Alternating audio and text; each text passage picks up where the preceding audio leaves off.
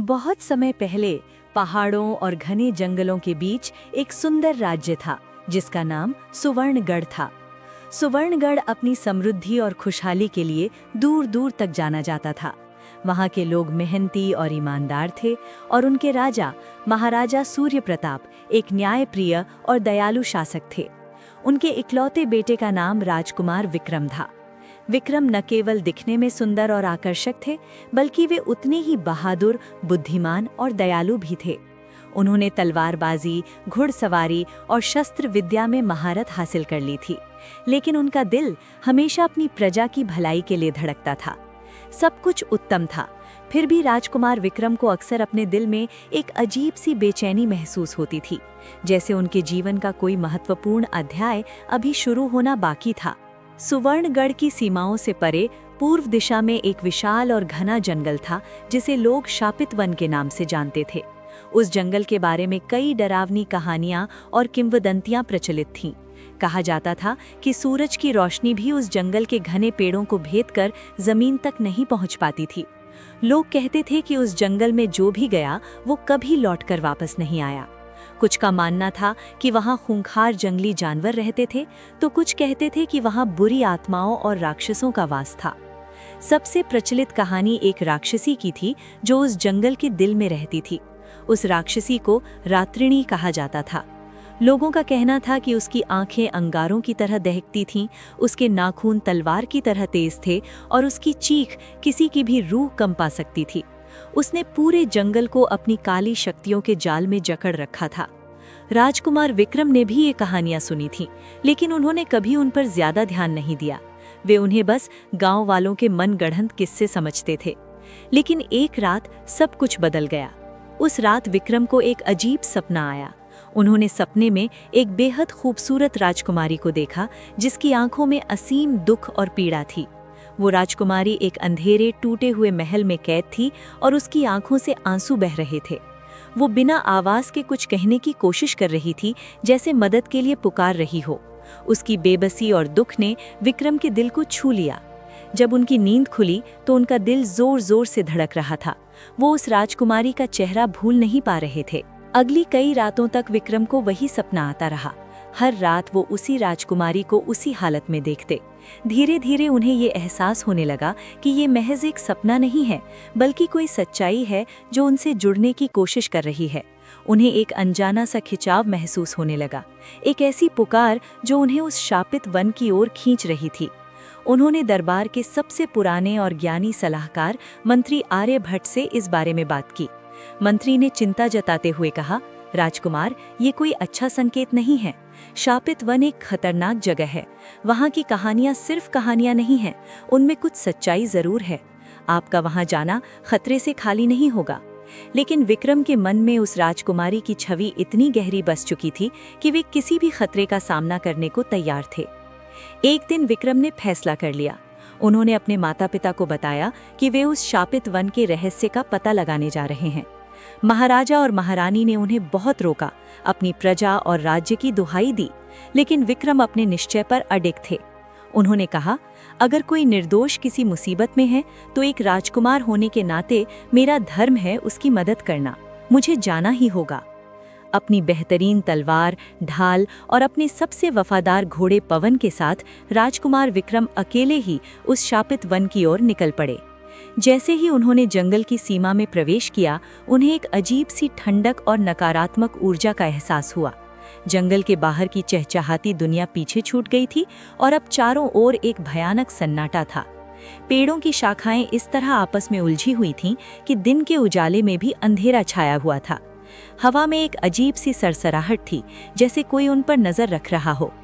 विक्रम ने हिम्मत नहीं हारी और आगे बढ़ते रहे। जंगल का रास्ता बहुत ही भ्रामक था। पेड़ अपनी जगह बदलते हुए महसूस हो रहे थे और रास्ते अपने आप गायब हो जाते थे। थोड़ी देर बाद उनके कानों में फुसफुसाहट की आवाजें आने लगीं।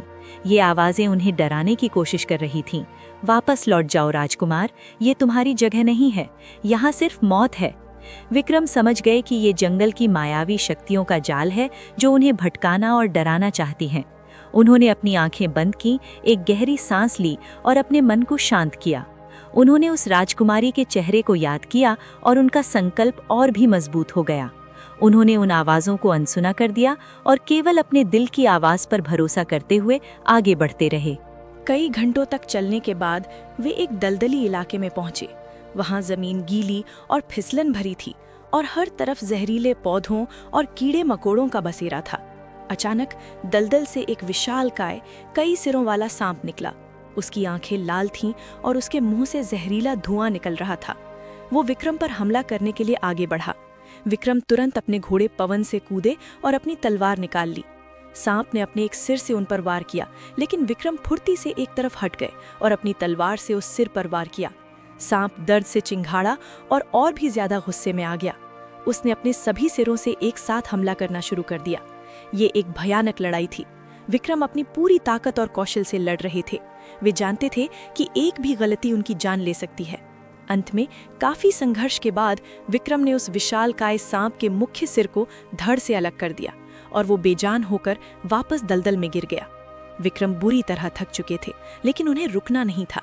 वे आगे बढ़े और जल्द ही एक ऐसे क्षेत्र में पहुंचे जहां पेड़ मुरझाए हुए थे और जमीन काली पड़ चुकी थी। हवा में जलने की गंध थी। ये इलाका भ्रम की घाटी के नाम से जाना जाता था। जैसे ही विक्रम ने घाटी में कदम रखा, उनके चारों ओर का दृश्य बदलने लगा। उन्हें अपना महल सुवर्णगढ़ दिखाई देने लगा। उन्होंने देखा कि महल में आग लगी हुई है और उनके माता पिता मदद के लिए पुकार रहे हैं। ये दृश्य इतना असली था कि एक पल के लिए विक्रम का दिल दहल गया। वे वापस दौड़ने ही वाले थे कि उन्हें अपने सपने वाली राजकुमारी का चेहरा याद आया। उन्हें एहसास हुआ कि ये भी जंगल का एक और धोखा है जो उन्हें उनके लक्ष्य से भटकाने के लिए रचा गया है। उन्होंने अपनी आंखें जोर से बंद कर लीं और मन में दोहराया, ये सच नहीं है, ये एक भ्रम है। जब उन्होंने अपनी आंखें खोली तो सब कुछ पहले जैसा था, वही मुरझाए पेड़े और काली जमीन। उन्होंने एक और परीक्षा पास कर ली थी। जैसे जैसे विक्रम जंगल के और गहरे हिस्से में पहुंचते गए, चुनौतियां और भी कठिन होती गईं। उन्हें अदृश्य राक्षसों से लड़ना पड़ा, नुकीले पत्थरों की बारिश से बचना पड़ा और एक ऐसी नदी पार करनी पड़ी जिसका पानी तेजाब की तरह था। हर चुनौती ने विक्रम के साहस, बुद्धि और संकल्प की परीक्षा ली, लेकिन वे हर बार और भी मजबूत होकर उभरे। अंत में कई दिनों की कठिन यात्रा के बाद वे जंगल के बीचों बीच एक उजाड़ और वीरान जगह पर पहुंचे। वहां एक पुराना, टूटा फूटा और डरावना महल खड़ा था। महल को काली लताओं ने जकड़ रखा था और उसके चारों ओर एक अजीब रहस्यमयी धुंध छाई हुई थी। विक्रम समझ गए कि वे अपनी मंजिल पर पहुंच गए हैं। यही वो महल था जिसे उन्होंने अपने सपने में देखा था। हिम्मत जुटाकर विक्रम ने महल के विशाल और भारी दरवाजे को धकेला। दरवाजा एक कर्कश आवाज के साथ खुला। अंदर घना अंधेरा और एक भयानक खामोशी थी। दीवारों पर मकड़ी के जाले लगे थे और हवा में धूल और सड़न की गंध थी। विक्रम ने अपनी मशाल जलाई और सावधानी से आगे बढ़ने लगे। हर कदम पर उन्हें ऐसा लग रहा था जैसे कोई उन पर नजर रख रहा है। वे महल के मुख्य हॉल में पहुंचे। हॉल बहुत बड़ा था, लेकिन पूरी तरह से खाली और वीरान। तभी उन्हें एक कोने से किसी के सिसकने की आवाज सुनाई दी। आवाज बहुत धीमी और दर्द भरी थी। विक्रम उस आवाज की दिशा में आगे बढ़े। एक बड़े से खंबे के पीछे जमीन पर एक आकृति बैठी थी। जैसे ही विक्रम पास पहुंचे, वो आकृति खड़ी हो गई। अंधेरे में सिर्फ उसकी परछाई दिख रही थी, जो सामान्य इंसान से कहीं ज्यादा बड़ी और विकृत थी। फिर दो आंखें अंधेरे में चमक उठीं, जो दहकते हुए कोयलों की तरह लाल थीं। कौन हो तुम? एक भारी और कर्कश आवाज गूंजी, जो एक ही समय में कई आवाजों का मिश्रण लग रही थी। तुम यहाँ मरने आए हो इंसान? विक्रम ने अपनी तलवार कसकर पकड़ ली, लेकिन वे डरे नहीं। उन्होंने शांत लेकिन दृढ़ आवाज में कहा, मैं राजकुमार विक्रम हूँ। मैं यहाँ लड़ने नहीं बल्कि मदद करने आया हूँ। तभी वो आकृति अंधेरे से बाहर निकली और उसे देखकर एक पल के लिए विक्रम की सांसें रुक गईं। ये वही राक्षसी रात्रिणी थी जिसके बारे में उन्होंने कहानियां सुनी थीं। उसका शरीर परछाइयों से बना लगता था, उसके बाल सांपों की तरह लहरा रहे थे और उसके हाथों में लंबे नुकीले नाखून थे। उसका चेहरा विकृत और भयानक था, लेकिन उसकी आंखों में उस क्रोध और घृणा के पीछे विक्रम को एक झलक उसी दुख और पीड़ा की दिखाई दी जो उन्होंने सपने में राजकुमारी की आंखों में देखी थी। उन्हें यकीन हो गया कि ये राक्षसी और वो राजकुमारी एक ही हैं। रात्रिणी एक भयानक चीख के साथ विक्रम पर झपटी। उसकी गति अविश्वसनीय रूप से तेज थी। विक्रम ने अपनी ढाल आगे कर दी और उसके नाखूनों का वार ढाल पर एक जोरदार आवाज के साथ टकराया। विक्रम पीछे हट गए और खुद को बचाने की कोशिश करने लगे। वे उस पर हमला नहीं करना चाहते थे। उन्होंने चिल्लाकर कहा, मैं तुमसे लड़ने नहीं आया हूँ, मुझे पता है कि तुम कौन हो। तुम एक कैदी हो, इस राक्षसी रूप में फंसी हुई एक राजकुमारी। ये सुनकर रात्रिणी एक पल के लिए रुकी। उसकी लाल आंखों में एक अजीब सी हलचल हुई, जैसे कोई पुरानी याद जाग उठी हो। लेकिन फिर उसके चेहरे पर और भी ज्यादा गुस्सा आ गया। झूठ, वो चिल्लाई और अपनी काली शक्तियों का इस्तेमाल करने लगी। महल की परछाइयां जिंदा हो गईं और विक्रम पर हमला करने लगीं। विक्रम उन परछाइयों से बहादुरी से लड़े, लेकिन वे लगातार रात्रिणी से बात करने की कोशिश करते रहे। याद करने की कोशिश करो, तुम्हारा असली नाम क्या है? तुम सुवानगढ़ के पास के राज्य चंद्रपुर की राजकुमारी नायरा हो। जैसे ही विक्रम ने नायरा नाम लिया, रात्रिणी दर्द से चीख पड़ी। वो अपने सिर को पकड़कर जमीन पर बैठ गई। उसके अंदर एक द्वंद्व चल रहा था। राजकुमारी नायरा की आत्मा उस राक्षसी रूप से बाहर आने के लिए संघर्ष कर रही थी। विक्रम को एक मौका दिखा। वे उसके पास गए, अपनी तलवार नीचे रख दी और अपना हाथ आगे बढ़ाया। डरो मत नायरा, मैं तुम्हारी मदद करने आया हूँ। रात्रिणी ने कांपते हुए उनकी तरफ देखा। एक पल के लिए उसकी लाल आंखों की जगह दो सुंदर आंसुओं से भरी आंखें दिखाई दीं। बचाओ मुझे, एक मीठी कांपती हुई आवाज निकली। लेकिन तुरंत ही राक्षसी रूप फिर से हावी हो गया। दूर रहो मुझसे, वो चिल्लाई और विक्रम को एक झटके से दूर फेंक दिया। विक्रम दीवार से जा टकराए, लेकिन उन्होंने हार नहीं मानी। उन्हें समझ आ गया था कि नायरा को एक बहुत ही शक्तिशाली श्राप ने जकड़ रखा है और उस श्राप को सिर्फ ताकत से नहीं तोड़ा जा सकता। तभी महल के दूसरे कोने से एक दुष्ट हंसी की आवाज आई।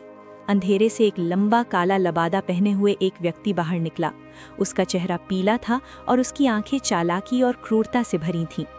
बहुत खूब राजकुमार, मैं तुम्हारी हिम्मत की दाद देता हूँ, उसने व्यंग्य से कहा। लेकिन तुम बहुत देर से आए हो। राजकुमारी नायरा अब हमेशा के लिए मेरी है, मेरी रात्रिणी। विक्रम उठ खड़े हुए। कौन हो तुम? उन्होंने पूछा। मैं काल भैरव हूँ, एक जादूगर, और ये सब मेरा ही किया धरा है। काल भैरव ने बताना शुरू किया कि कई साल पहले वो चंद्रपुर की राजकुमारी नायरा की सुंदरता और बुद्धिमत्ता पर मोहित हो गया था। उसने नायरा से शादी का प्रस्ताव रखा, लेकिन नायरा ने उसके बुरे इरादों को भांप लिया और उसे ठुकरा दिया। इस अपमान से काल भैरव आग बबूला हो गया। उसने बदला लेने की ठानी। उसने अपनी काली शक्तियों का उपयोग करके एक भयानक श्राप बनाया और राजकुमारी नायरा को हमेशा के लिए एक कुरूप और शक्तिशाली राक्षसी रात्रिणी में बदल दिया। उसने नायरा की यादों को मिटा दिया और उसके दिल में नफरत और अंधेरा भर दिया। उसने नायरा को इस शापित वन के टूटे हुए महल में कैद कर दिया ताकि कोई उसे ढूंढ ना सके। ये श्राप सिर्फ एक ही चीज से टूट सकता है, काल भैरव ने हंसते हुए कहा। सच्चे प्रेम और साहस का प्रतीक सूर्यमणि, और वो मणि 7 तालों के पीछे भ्रम के पर्वतों की सबसे ऊंची चोटी पर छिपी है, जहां आज तक कोई नहीं पहुंच सका, और मैं तुम्हें वहां पहुंचने भी नहीं दूंगा। ये कहकर काल भैरव ने अपनी काली शक्तियों का आह्वान किया। महल की जमीन कांपने लगी और पत्थर के सिपाही जमीन से निकलने लगे। इन्हें खत्म करो, काल भैरव ने आदेश दिया। पत्थर के सिपाही विक्रम की ओर बढ़ने लगे। उसी समय रात्रिणी भी, जो काल भैरव के नियंत्रण में थी, विक्रम पर हमला करने के लिए आगे बढ़ी। विक्रम अब 2 तरफ से घिर चुके थे। एक तरफ पत्थर के सिपाही थे और दूसरी तरफ वो राक्षसी जिसके अंदर उनकी सपनों की राजकुमारी कैद थी। ये उनके जीवन की सबसे कठिन लड़ाई थी। उन्होंने पत्थर के सिपाहियों से लड़ना शुरू किया, लेकिन वे रात्रिणी पर कोई भी घातक वार करने से बचते रहे। वे बस अपना बचाव कर रहे थे और लगातार नायरा को पुकार रहे थे। नायरा, लड़ो, अपनी इच्छा शक्ति का प्रयोग करो, तुम इस अंधेरे से ज्यादा शक्तिशाली हो। विक्रम की बातें और उनका निस्वार्थ साहस नायरा की दबी हुई आत्मा तक पहुंच रहा था। रात्रिणी के हमलों में हिचकिचाहट आने लगी। उसके अंदर की राजकुमारी उस श्राप के खिलाफ अपनी पूरी ताकत से लड़ रही थी। काल भैरव ये देखकर और भी क्रोधित हो गया। उसने अपनी पूरी शक्ति रात्रिणी को नियंत्रित करने में लगा दी। लेकिन विक्रम को पता था कि उन्हें क्या करना है। उन्हें किसी भी कीमत पर भ्रम के पर्वतों तक पहुंचकर सूर्यमणि को हासिल करना होगा। उन्होंने एक पत्थर के सिपाही को ढाल बनाकर काल भैरव के एक जादुई हमले से खुद को बचाया और फिर महल की एक टूटी हुई खिड़की से बाहर कूद गए। उन्होंने अपने घोड़े पवन को आवाज लगाई, जो वफादारी से बाहर उनका इंतजार कर रहा था। विक्रम पवन पर सवार हुए और भ्रम के पर्वतों की ओर निकल पड़े। काल भैरव ने उन्हें रोकने के लिए अपने पंख वाले राक्षसों को उनके पीछे भेजा। आसमान में एक खतरनाक पीछा शुरू हो गया। विक्रम अपनी घुड़सवारी की कला का बेहतरीन प्रदर्शन कर रहे थे और राक्षसों के हमलों से बचते हुए आगे बढ़ रहे थे। उन्होंने एक संकरे पहाड़ी दर्रे से गुजरते हुए राक्षसों को चट्टानों से टकराकर मार गिराया। कई दिनों की और भी कठिन यात्रा, जिसमें उन्हें बर्फीले तूफानों और भूखे भेड़ियों का सामना करना पड़ा के बाद आखिरकार वे भ्रम के पर्वतों की तलहटी में पहुंचे। इन पहाड़ों की खासियत ये थी कि वे हर किसी को उसका सबसे बड़ा डर दिखाते थे, जिससे इंसान पागल हो जाता था। जैसे ही विक्रम ने चढ़ाई शुरू की, उन्हें अपने पिता की मृत्यु, अपने राज्य का विनाश और अपनी प्रजा के कष्ट दिखाई देने लगे। ये दृश्य इतने वास्तविक थे कि उनका दिल टूटने लगा। लेकिन फिर उन्होंने नायरा के उस दर्द भरे चेहरे को याद किया। उनका प्यार और उनका संकल्प उनके सबसे बड़े डर से भी ज्यादा मजबूत था। उन्होंने उन सभी भ्रमों को अपने मन से झटक दिया और आगे बढ़ते रहे। चोटी पर पहुंचकर उन्हें एक प्राचीन मंदिर मिला। मंदिर के द्वार पर एक पहेली लिखी थी, मैं हमेशा तुम्हारे सामने होता हूँ पर तुम मुझे देख नहीं सकते। मैं तुम्हारे भविष्य को आकार देता हूँ पर मेरा कोई आकार नहीं। बताओ मैं कौन हूँ? विक्रम ने कुछ देर सोचा और फिर मुस्कुराए। इसका उत्तर है विश्वास, उन्होंने कहा। जैसे ही उन्होंने ये कहा, मंदिर के भारी पत्थर के दरवाजे अपने आप खुल गए। अंदर एक सुनहरी वेदी पर सूर्यमणि रखी हुई थी। वो एक छोटे सूर्य की तरह चमक रही थी और उससे एक दिव्य और पवित्र ऊर्जा निकल रही थी। जैसे ही विक्रम ने उसे अपने हाथ में लिया, उन्हें एक नई शक्ति और आशा का संचार महसूस हुआ। मणि को लेकर वे तुरंत वापस शापित वन की ओर निकल पड़े। जब वे महल में वापस पहुंचे तो उन्होंने देखा कि काल भैरव नायरा को पूरी तरह से अपने वश में करने के लिए एक अंतिम अनुष्ठान कर रहा था। रात्रिनी दर्द से तड़प रही थी और उसकी आत्मा लगभग हार मान चुकी थी। रुक जाओ काल भैरव, विक्रम ने गरजते हुए कहा। काल भैरव ने मुड़कर उन्हें देखा और उनकी आंखों में आश्चर्य और घृणा एक साथ दिखाई दी। असंभव, तुम सूर्यमणि तक नहीं पहुंच सकते, वो चिल्लाया। विक्रम ने कहा, सच्चे संकल्प के आगे कुछ भी असंभव नहीं है। उन्होंने सूर्यमणि को ऊपर उठाया। मणि के प्रकाश से पूरा महल रोशन हो गया। काल भैरव और रात्रिणी दोनों ही उस पवित्र प्रकाश से पीछे हट गए। काल भैरव की काली शक्तियां उस प्रकाश के सामने कमजोर पड़ने लगीं। एक अंतिम निर्णायक लड़ाई शुरू हुई। विक्रम सूर्यमणि की शक्ति के साथ अब काल भैरव के बराबर खड़े थे। काल भैरव ने अपनी सबसे भयानक काली शक्तियों का प्रयोग किया, लेकिन विक्रम ने सूर्यमणि से निकली प्रकाश की किरणों से उन सभी को नष्ट कर दिया। उसी समय विक्रम लगातार नायरा को पुकारते रहे, नायरा, अब समय आ गया है, अपनी पूरी शक्ति से लड़ो, मैं तुम्हारे साथ हूँ। सूर्यमणि के प्रकाश ने नायरा की आत्मा को शक्ति दी। उसने अंदर से श्राप पर जोरदार प्रहार किया। रात्रिणी का शरीर कांपने लगा और उससे प्रकाश और अंधेरे की किरणें एक साथ निकलने लगीं। ये देखकर कि वो हार रहा है, काल भैरव ने अपना अंतिम दांव खेला। उसने अपनी सारी बची हुई शक्ति को एक काले ऊर्जा के गोले में केंद्रित किया और उसे सीधे विक्रम पर फेंक दिया। विक्रम जानते थे कि वे इस हमले से बच नहीं सकते। वे अपनी आंखें बंद करके अंतिम क्षण के लिए तैयार हो गए, लेकिन तभी एक परछाई उनके सामने आ गई। ये रात्रिणी थी। नायरा ने अपनी अंतिम बची हुई इच्छा शक्ति का प्रयोग करके अपने राक्षसी शरीर को विक्रम के सामने ढाल बना दिया था। वो काला ऊर्जा का गोला सीधे रात्रिणी से टकराया। एक जोरदार धमाका हुआ। काल भैरव का हमला उसी की रचना पर पलटवार कर गया था। लेकिन उसी समय विक्रम ने मौका नहीं गंवाया। उन्होंने सूर्यमणि को सीधे रात्रिणी के गले में पड़े उस काले तावीज पर रख दिया जो श्राप का केंद्र था। जैसे ही पवित्र मणि ने शापित तावीज को छुआ, एक कान फाड़ देने वाली चीख निकली और चारों ओर सफेद रोशनी फैल गई। रोशनी इतनी तेज थी कि विक्रम को अपनी आंखें बंद करनी पड़ी। जब रोशनी कम हुई और उन्होंने अपनी आंखें खोली तो उन्होंने देखा कि काल भैरव राख के ढेर में बदल चुका था। उसकी काली शक्तियां हमेशा के लिए समाप्त हो गई थीं और जहां रात्रिणी खड़ी थी वहां जमीन पर एक खूबसूरत युवती बेहोश पड़ी थी। ये राजकुमारी नायरा थीं, अपने असली रूप में। उनका राक्षसी रूप और श्राप पूरी तरह से टूट चुका था। विक्रम दौड़कर उनके पास गए और धीरे से उनका सिर अपनी गोद में रख लिया। उन्होंने थोड़ा पानी नायरा के चेहरे पर छिड़का। कुछ देर बाद नायरा ने धीरे धीरे अपनी आंखें खोली। उनकी आंखों में अब कोई क्रोध या पीड़ा नहीं थी, बल्कि शांति, कृतज्ञता और एक असीम प्रेम था। विक्रम, उन्होंने धीरे से कहा, तुमने मुझे बचा लिया।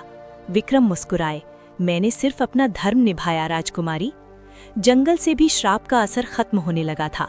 मुरझाए हुए पेड़ फिर से हरे भरे हो गए, सूरज की रोशनी जमीन तक पहुंचने लगी और पक्षियों की चहचहाहट फिर से सुनाई देने लगी। शापित वन एक बार फिर से एक खूबसूरत जंगल बन गया था। विक्रम राजकुमारी नायरा को लेकर सुवर्णगढ़ वापस लौटे। उनके लौटने पर पूरे राज्य में उत्सव मनाया गया। विक्रम के माता पिता अपने बेटे की बहादुरी और सुरक्षित वापसी पर बहुत खुश हुए। राजकुमारी नायरा ने सबको अपनी आप बीती सुनाई और बताया कि कैसे विक्रम ने अपनी जान पर खेलकर उन्हें एक भयानक श्राप से मुक्त कराया। जल्द ही चंद्रपुर राज्य को भी अपनी खोई हुई राजकुमारी के वापस मिलने की खबर मिली। दोनों राज्यों के बीच एक गहरा और अटूट रिश्ता बन गया। समय के साथ विक्रम और नायरा का प्रेम और भी गहरा होता गया। उन्होंने एक दूसरे में अपनी आत्मा का साथी पाया था। दोनों राज्यों की सहमति से उनका विवाह बहुत धूमधाम से हुआ। विक्रम, जिन्होंने एक राक्षसी के भीतर की राजकुमारी को देखा था, और नायरा, जिन्हें विक्रम के विश्वास और प्रेम ने नया जीवन दिया था, हमेशा के लिए एक हो गए। उन्होंने मिलकर सुवर्णगढ़ और चंद्रपुर पर कई वर्षों तक न्याय और प्रेम के साथ शासन किया, और उनकी कहानी साहस, विश्वास और उस प्रेम की शक्ति का प्रतीक बन गई जो किसी भी श्राप और किसी भी अंधेरे से कहीं ज्यादा शक्तिशाली होता है। ये कहानी पीढ़ियों तक सुनाई जाती रही, ये याद दिलाते हुए कि सच्ची सुंदरता बाहरी रूप में नहीं बल्कि आत्मा में बसती है, और सच्चा साहस केवल तलवार चलाने में नहीं बल्कि किसी की टूटी हुई आत्मा को बचाने में होता है।